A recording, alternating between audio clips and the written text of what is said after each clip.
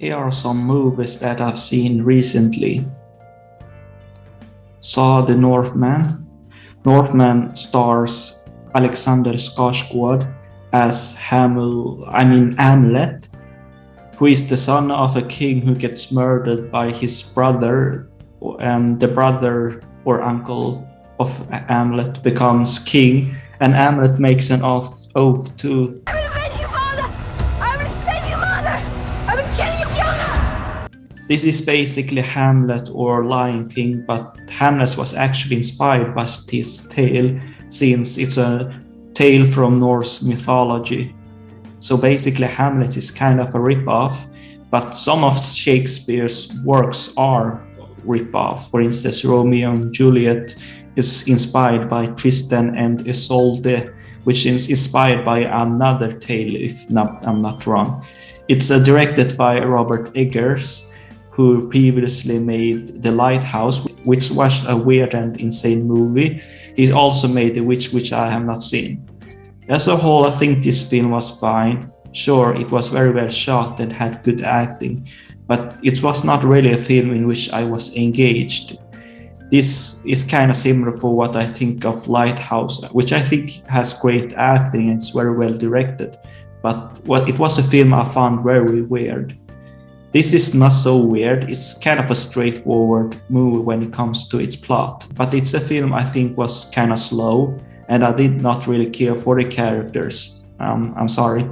Don't get me wrong, it's a well shot, very well directed and acted movie, but it's not a really film I would watch again. As a whole, we'll say it again, it was fine.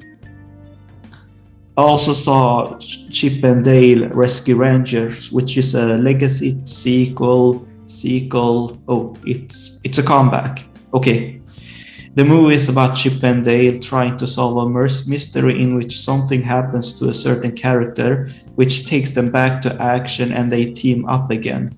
The tone of this film is similar to Who Framed Roger Rabbit, in which animated characters exist in the real world. But we also learned that Chip and Dale were actors for their show Chip and Dale, and most of the characters are doing their different series or movies or something like that. I'll say I did enjoy this at first, but the more you think about the film, it kind of gets worse. Sure, I can enjoy the film for making fun of different, for instance, animation styles, plot points, cliches or stuff like that. But some of the humor was not that funny, and they tried to really hammer up some points. For instance, Ugly Sonic is in the film, but it gets old when they repeatedly makes fun of Ugly Sonic.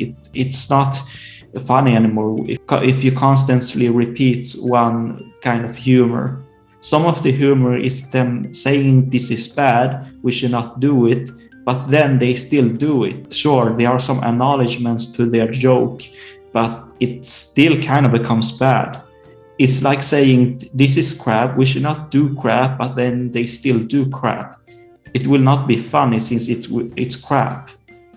Also, the villain of the film is related to the story of a tragic actor's actions. And I mean, the thought behind these characters is just wrong.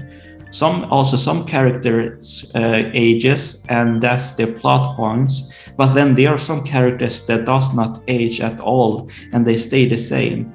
I mean, sure, this can be seen as a minor aspect, but aging in this film is a plot point, and it's kind of frustrating that aging is related to some characters, but not all. So, I mean, sure, it can be said as a nitpick, but I think when you really think about it, it kind of makes it illogical in a sense.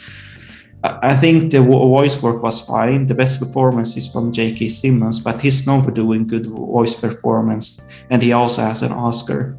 I like the aspect in which they dealt with bootleg culture. It did have a narrative you could follow, but then there are some things I think are cynical about the film. I think that's the word. The movie is kind of cynical. A Chip and Dale movie could have been better and worked better. I don't think they needed to do Roger Rabbit inspired movie, since this movie kind of ruins the character of Chip and Dale. Sure, Chip and Dale was not something I was really fond of in my childhood, but they could have made a proper Chip and Dale comeback film, not no pun intended, instead of making a film that's mocked a certain culture. As a whole, it's okay, but I don't think I would recommend it, especially if you think about the writing behind the villain.